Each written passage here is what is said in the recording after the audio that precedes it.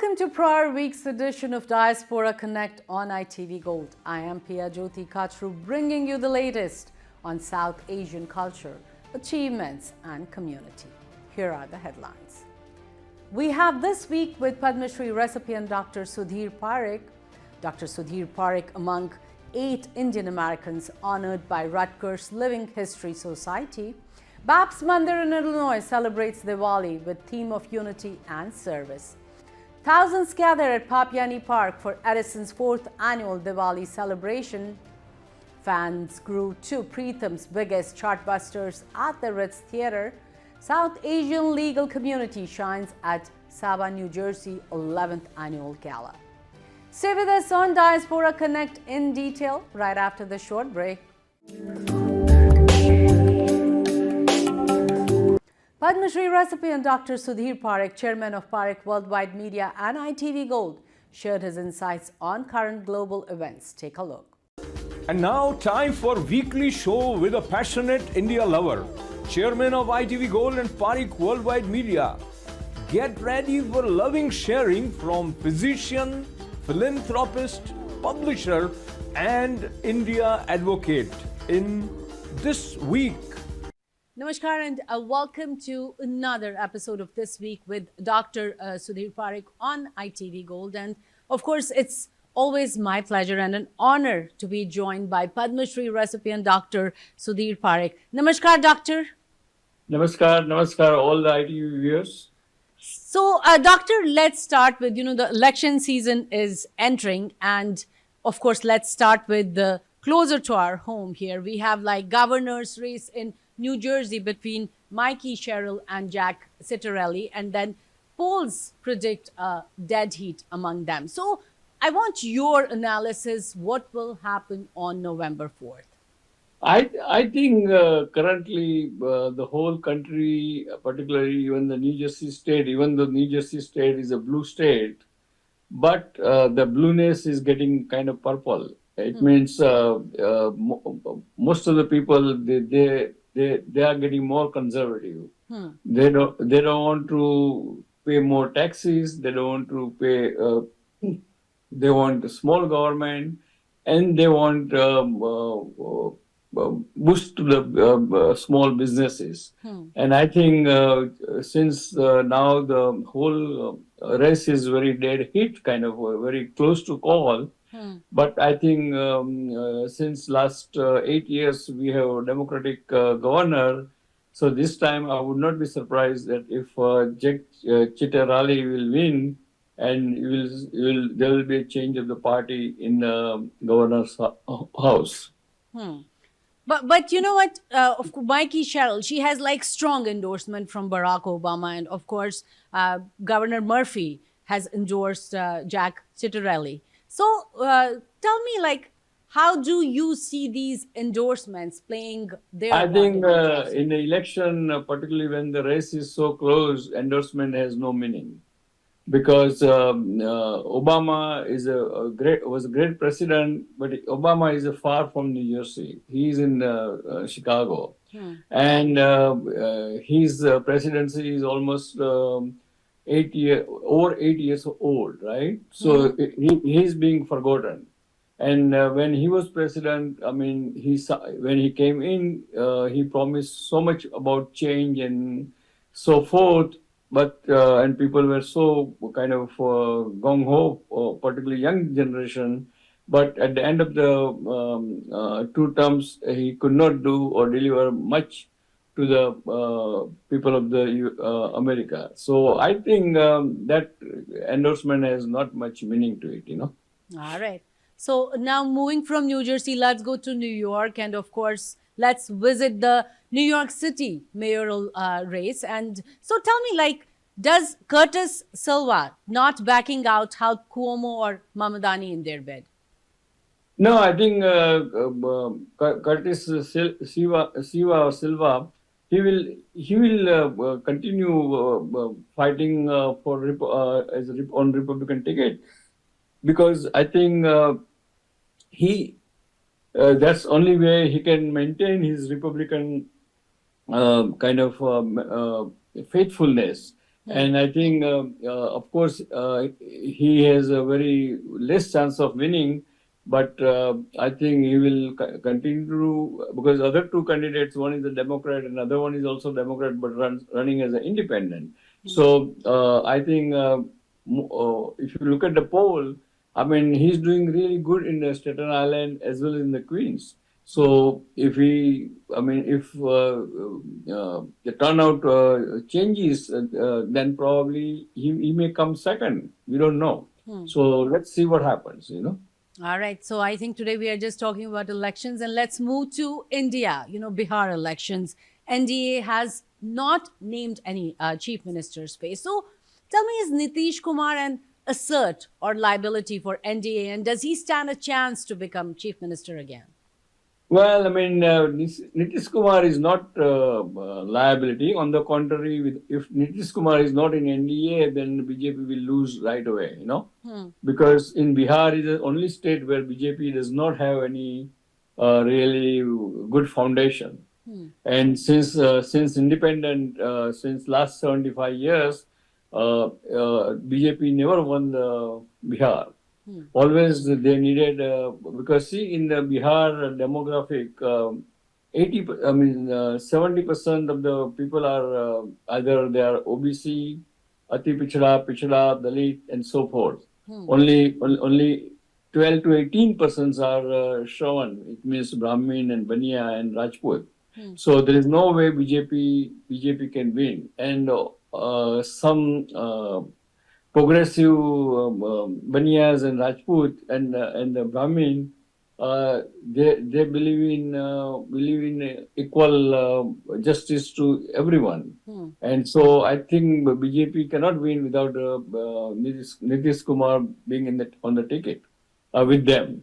And so BJP needs Nitish Kumar. That's why they are tolerating Nitish Kumar right now, in spite of his all this temper tantrum and the way he acts right now. But I think the election looks like probably election is very close to call, and also chances of that NDA may not win this election. But Dr. Modi, he continues to campaign heavily in Bihar. So tell me, is this like going to be like a Modi-Rahul contest, or is it a local contest? No, it is a local contest. It's a contest for the unemployment, contest for the, because there are 2 crores Bihari youngster has to go out to get the job. Either they are in Mumbai, or they are in Gujarat, or they are in Delhi to get the job. So they all want to come back to Bihar. And what I understand that Prashant Kishore's party, as well as even BJP, they try to bring them back to Bihar for the voting. And that was the main plan of the BJP to do that. But then they realized, or they found out that on their survey, that even though you pay them to come back, and then they vote and they go back to wherever they are working, but they may end up not voting for BJP. So then they drop that plan. So I think in the Bihar, it looks like NDA will have a little hard time. All right. So let's move on from there to, of course, the world politics.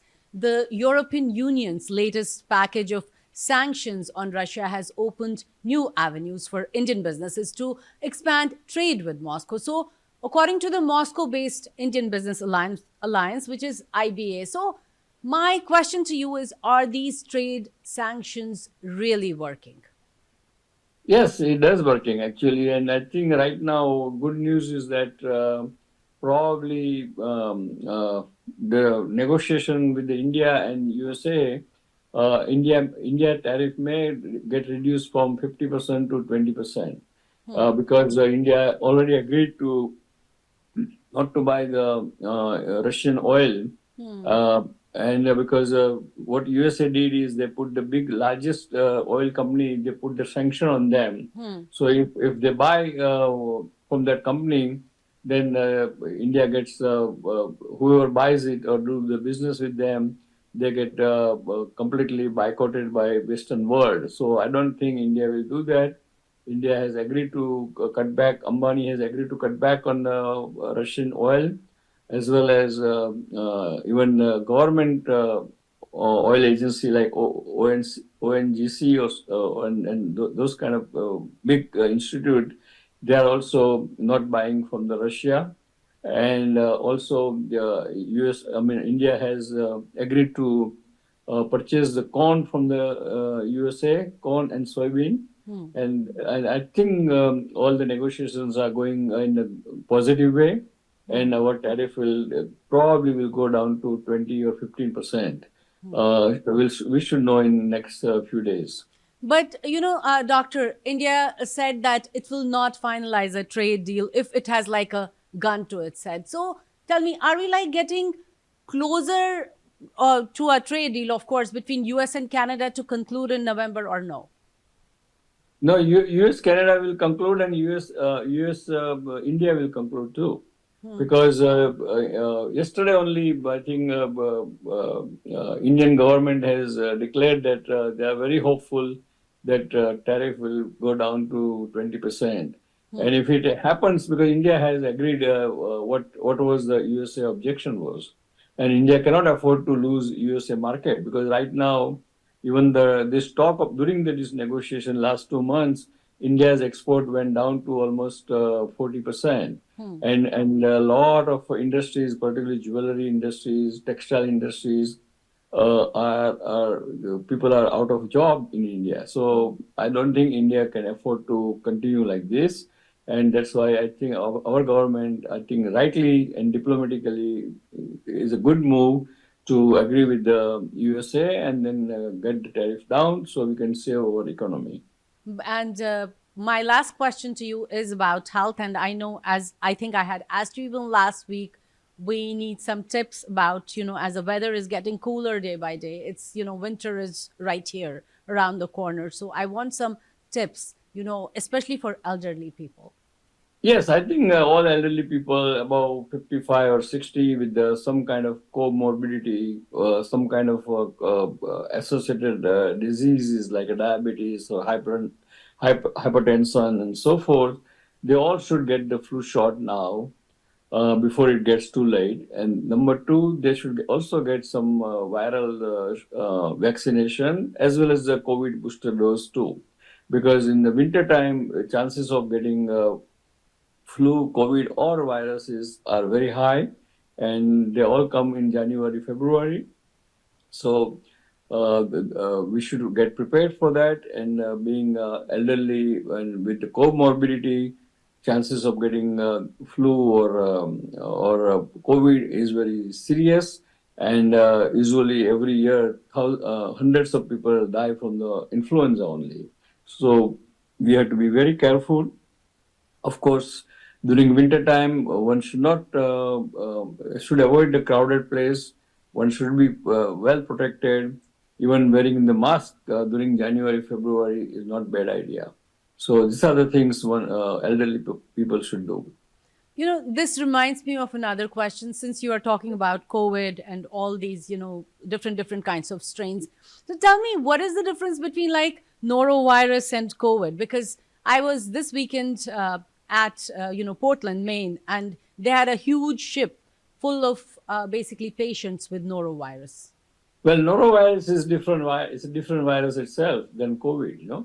Okay. So their symptoms are more or less same. They all have, a patient has a fever, runny nose, stuffy nose, cough, and all the kind of thing. But norovirus is treated differently than the COVID. Now, COVID is we are lucky that we have treatment against COVID. Now we have Paxlovid by Pfizer, which if someone takes the COVID, suspected COVID on day 1 or day 2, the COVID becomes very mild. And so I think it's a good idea whenever you have this kind of illness, you must test yourself for the influenza, COVID, and viral illness. And depending upon what you get on the testing, you should treat yourself immediately. If you have viruses, then best thing to do is take the what do you call antiviral treatment for 5 days. If it is COVID, then one must start taking the Paxlovid.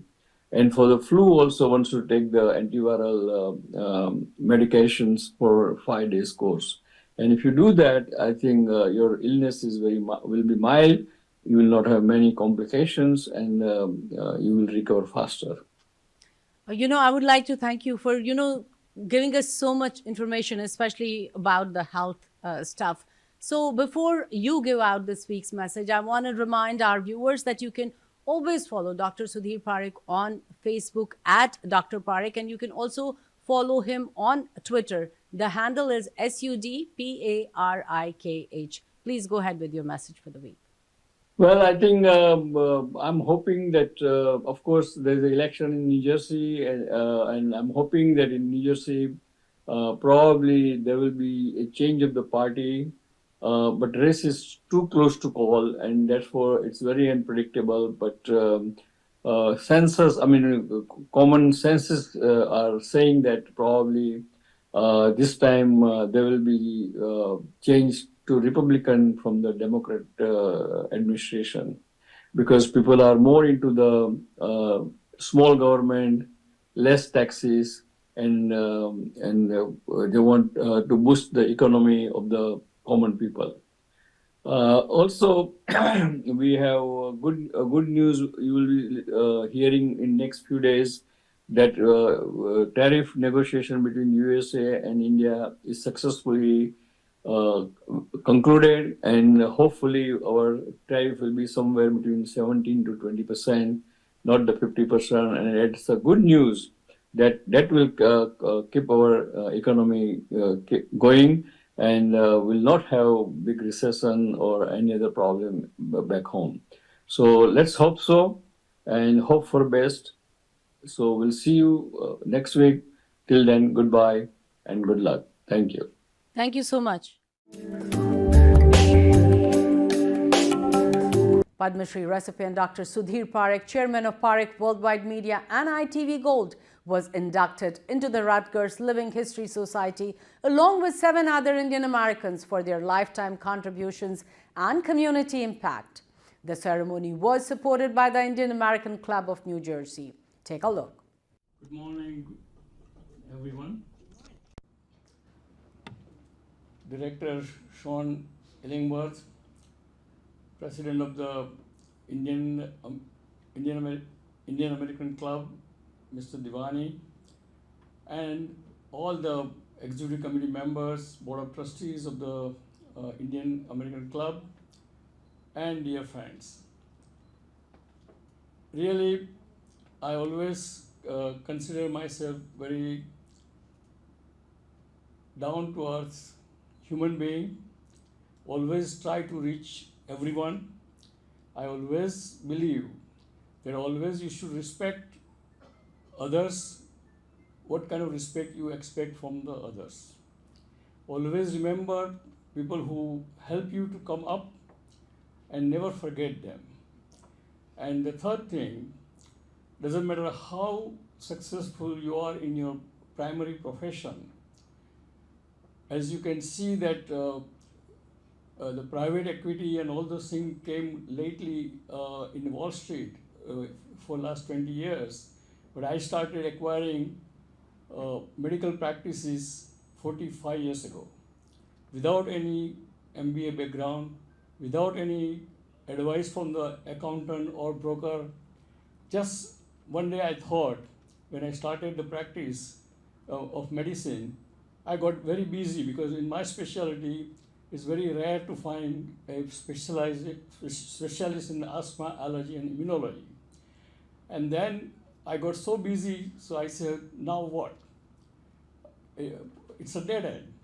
So I said, I wrote 12 cold letters from the our doctors, a specialist directory, and found the doctors who are 65 and above. That time I was in 40s.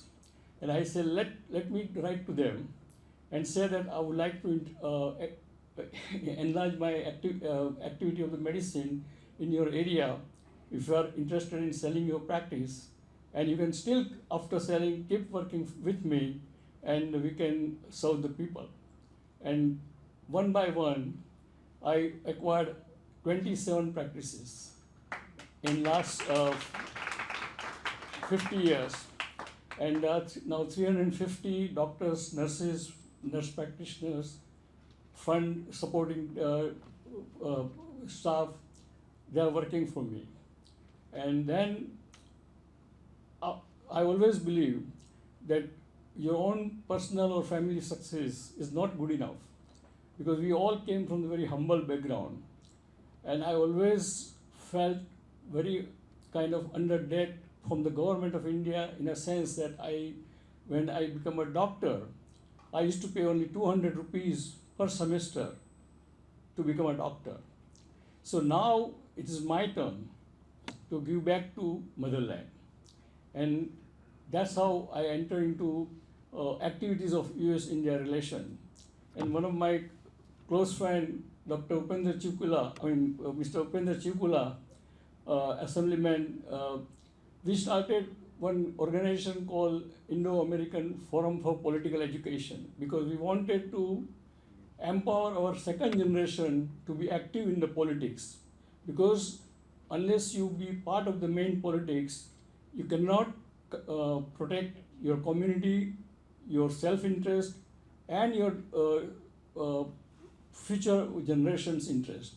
And therefore, we started that, and through that, we started giving even internship that time into Capitol Hill with our own money. I'm talking about late 80s and 90s. And those, because of that, our second generation got exposed to the government working. And now today, if you look at the Capitol Hill, there are over 300 our Indian American children are at the different staff level. And that makes big difference in the policy of the USA and policy of the USA towards India. And again, the same organization was driving force behind the formation of the India Caucus. As you all know, what is India Caucus is a number of congressmen or group of the congressmen who are pro-India. And because that started in '93 by Frank Pallone and Gary Ackerman with our persuasion and consistent driving force, today whatever question, resolutions, problem comes between US and India, this Congress friends, those who are with us in India Caucus, they help us. So that's a great long-lasting service to Mother India. Then of course, as you saw in the video, that I got Padma Shri because of the US-India nuclear deal during the Manmohan time. And that time, you will not believe that most of the Congress and Senates are against us. They didn't want to make India a nuclear power, or India should not get the nuclear know-how. So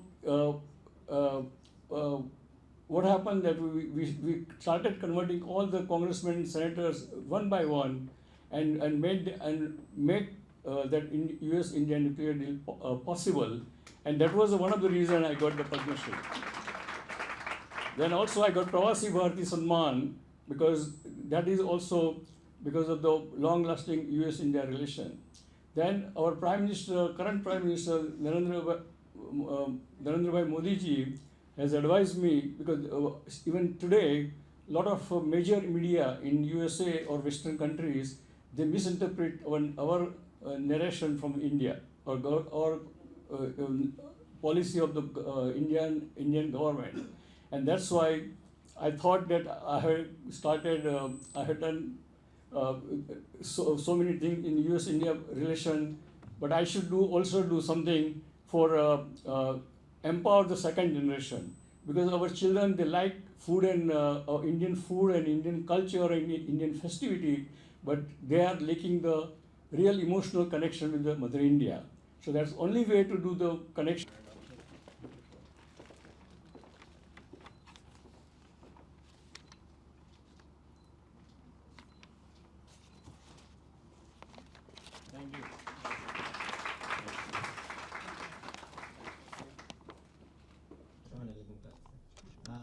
In fact, I did not know how much could be learned from my own life.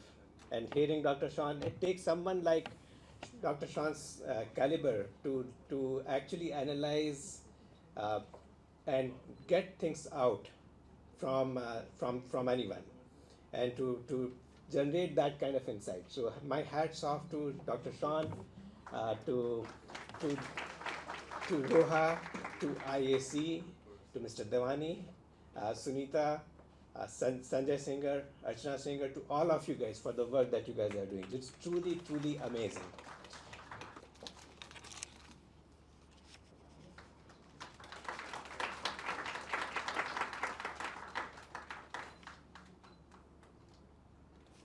Sean, like the previous speaker said, you had asked a lot of very deep probing questions that brought out a lot of the history. I also want to thank my friends Govinda and Shatrughanji and the entire organization.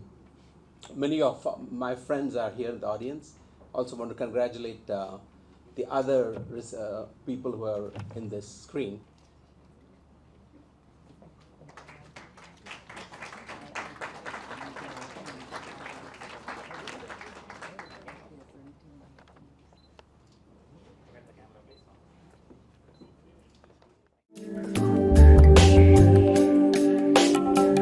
In Bartlett, Illinois, the Baptistry Swami Narayan Mandir lit up with joy and devotion as the community came together to celebrate Diwali, the festival of lights. Take a look.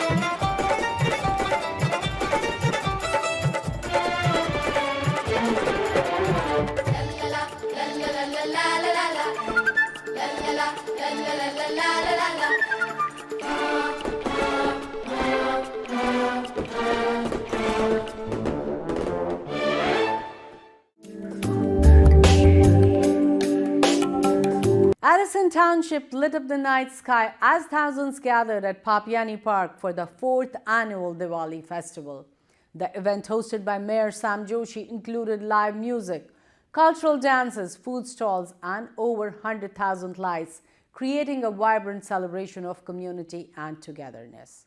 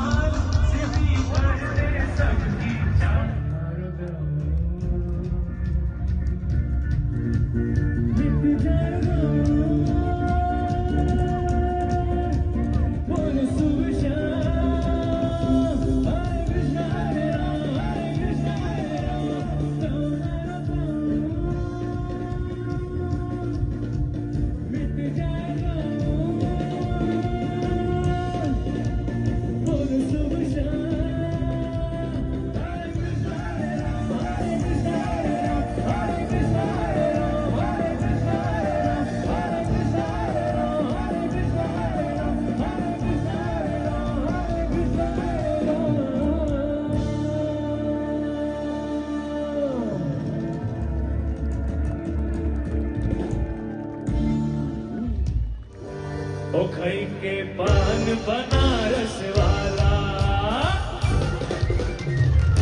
ओ खई के पान बनारस वाला, खुल जाए बंद अकल का द्वार। ओ खई के पान बनारस वाला, खुल जाए बंद अकल का द्वार।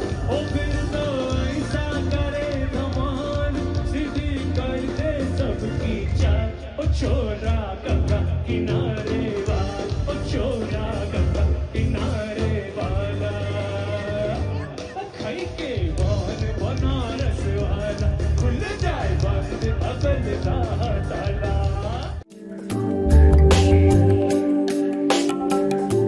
Composer Pritam and his team lit up the Ritz Theatre in Elizabeth, New Jersey with Pritam, a musical. Organized by Khan Foundation, New York City, Javeria Khan, founded by Agha Afzal Khan. The event blended Bollywood hits with emotion and nostalgia.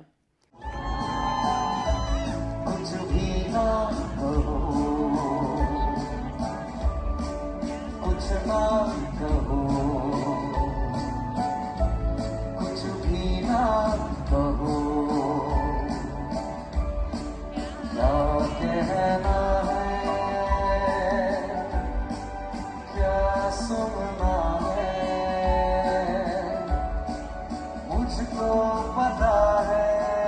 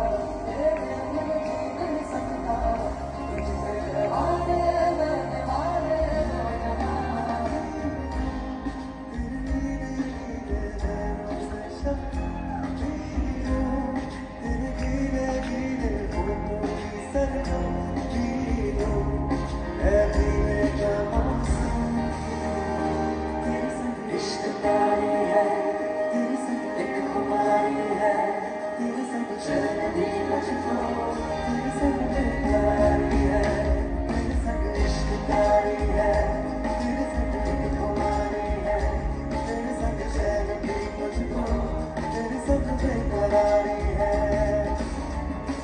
तू है यहाँ मैं हूँ वहाँ तेरी बाहों में आ जा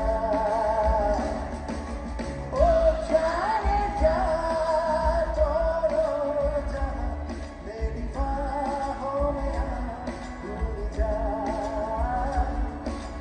ओ जाने जा छोड़ो जहाँ मेरी बाहों में आ जा Baby, I love you. Oh, I love you. Baby, I love you. Baby, I love you so. Oh, baby, I love you. फूलों के रंग से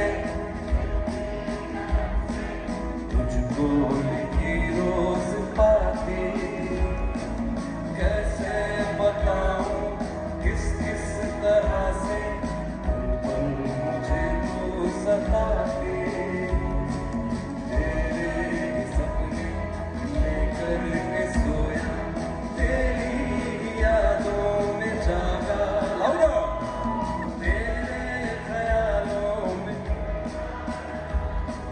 लगा तुमसे मिलके अरमां हुए पूरे दिल तुमसे मिलके ऐसा लगा तुमसे मिलके अरमां हुए पूरे दिल ऐ मेरी जाने वफा तेरी मेरी मेरी तेरी एक जान है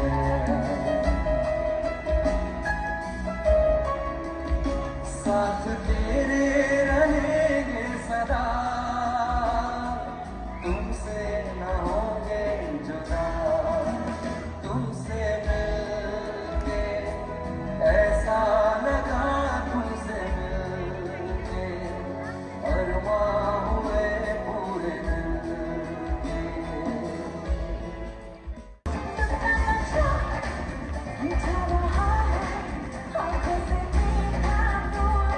ओ तेरी मलमल की कुर्ती गुलाबी हो गई अंजलि चाल कैसे नवाबी हो गई तो पलम पिचकारी जो तूने मुझे मारी तो सीधी सादी चोरी शराबी हो गई अजीब पहन के जो तूने मारा झुमका वो लट्टू पड़ोसन की भाभी हो गई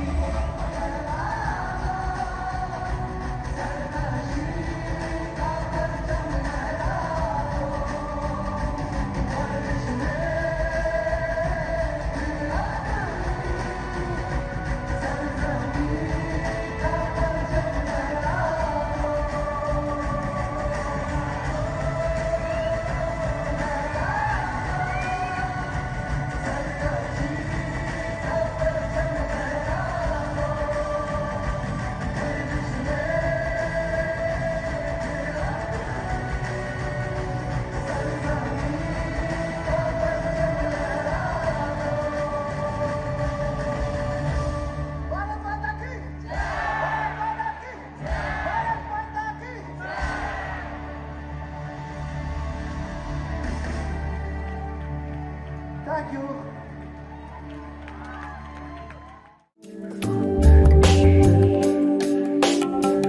The South Asian Bar Association of New Jersey hosted its 11th annual gala at the Marigold, drawing over 400 attorneys, judges, and community leaders. The gala celebrated leadership, excellence, and the growing impact of the South Asian legal community in New Jersey. 11 years. Wow.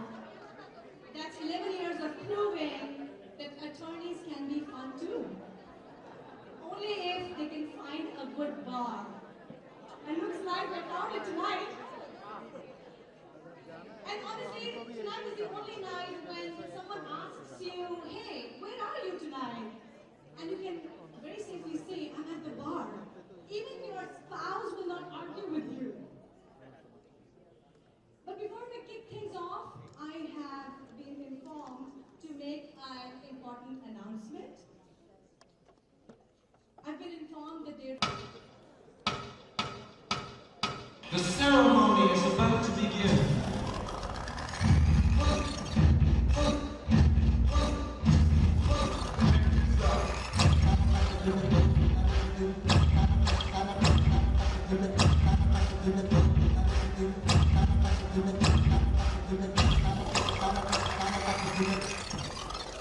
Let's try something else.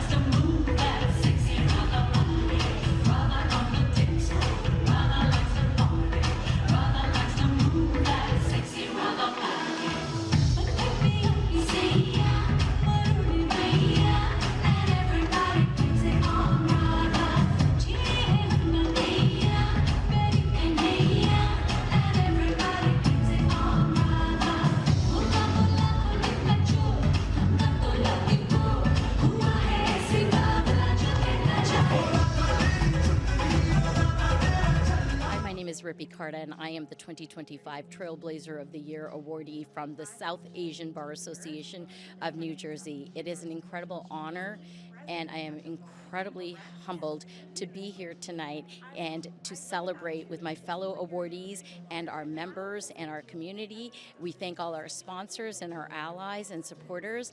This gala would not be what it is without our fantastic audience that's here to celebrate and to fundraise for our organization for the rest of the year. Thank you for being here. Hi, good evening. My name is Mishita Jeti, and I am the president of South Asian Bar Association of New Jersey. I'm very honored and delighted to welcome everyone tonight at our 11th annual gala. It's going to be a fun night. Our entire team has worked very hard to put together tonight's program. We are privileged and delighted to honor Judge Mustafa Kasubhai as our keynote speaker. And I also congratulate all of the awardees and honorees tonight on behalf of Sabah, New Jersey, and myself. It's a very deserving group. So thank you very much to all of you who've come here today to join us, and I hope you have a great night. Thank you. My name is Mustafa Kasubhai. I am a U.S. District Court judge for the District of Oregon. I have the privilege of serving as a judge in the state of Oregon and now our nation for over the last 20 years.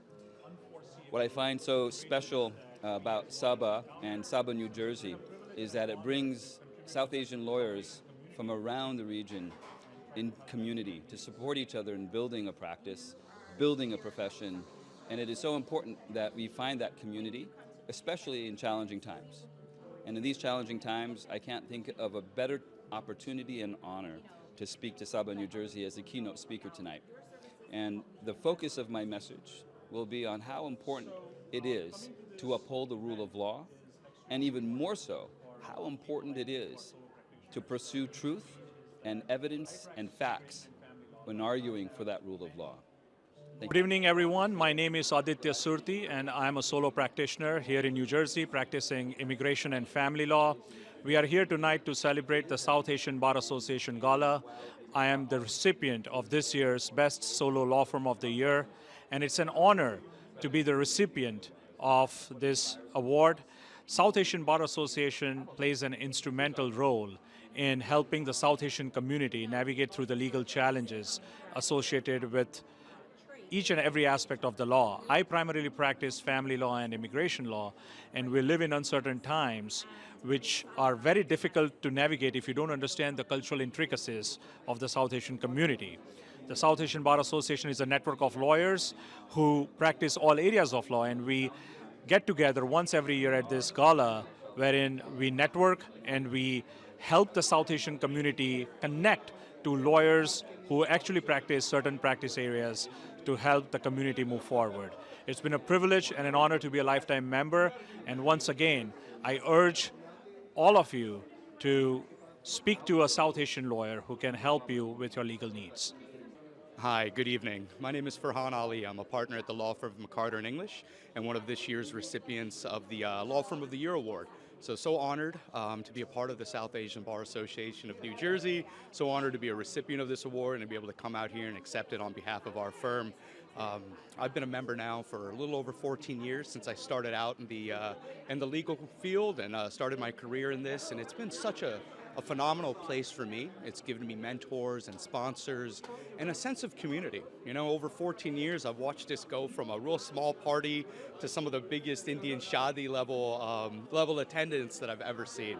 And so we're so pleased to be a part of the organization, to be able to give back to our community, and absolutely honored to be a recipient tonight.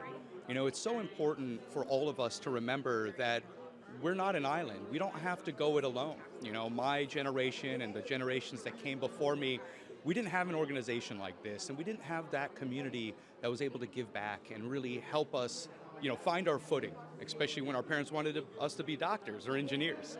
And so when we all come together like this and we all give back, it's so important. It's such a great foundation for our new attorneys, our young attorneys, and even some of our older ones that like to come out and meet everybody. And so honored to be a part of the organization, that my firm will always be a host for the annual mentorship kickoff and be mentors and sponsors. It's something I ask of all the members of this organization, especially the older crowd like myself, to give back, find a mentee, find someone we can help. And obviously it's just as important for the youngsters, the new attorneys, and the young attorneys to come out and embrace that community and avail themselves of this chance and opportunity to have a mentor and have someone like them that's gone through it already. And so, you know, we thank the South Asian Bar Association of New Jersey, not just for the award, but for creating this sense of community and going from a small little gala to one of these huge events. And so thank you again to the South Asian Bar Association of New Jersey. Absolutely honored to be here. Hi, my name is Saad Admani. I'm so honored to be receiving the Young Lawyer of the Year Award today here at the South Asian Bar Association of New Jersey's 11th Annual Gala. I've been a member of SABA New Jersey for over 4 years. As a young law student, I found South Asian Bar Association to be a great home to see friendly faces, people of the same Desi background. Really found this to be a home to guide me, give me confidence in the profession. Really grateful to all my friends, mentors, and colleagues for their guidance and support. And I'm so honored to be receiving this award once again. Thank you. Good evening. My name is Prema Radam. I'm the immediate past president of the South Asian Bar Association of New Jersey. We are here today at the Marigold in Somerset, New Jersey, celebrating our 11th annual gala. The entire legal community, the South Asian community, law students, judges, and many, many others, businessmen, are all here today to celebrate this event with us. We thank each and every one of you for being here, and we look forward to engaging with you. You can get to know more information on our website, sabanj.org. We invite all of you to engage with us.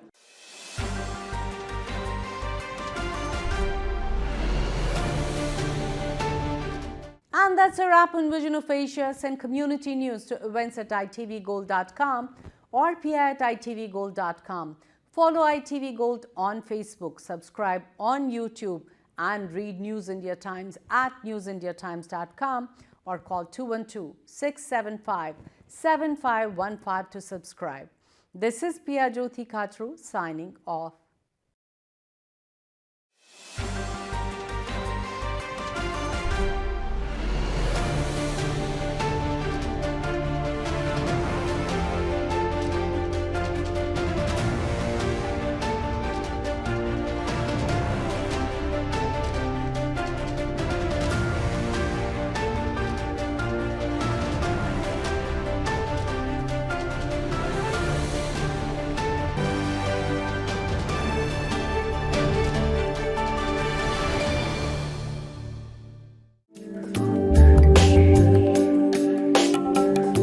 And that's a wrap on Diaspora Connect. Send community news to events@itvgold.com or pia@itvgold.com. Follow ITV Gold on Facebook. Subscribe on YouTube. Read News India Times at newsindiatimes.com or call 212-675-7515 to subscribe. This is Pia Jyoti Kachru signing off.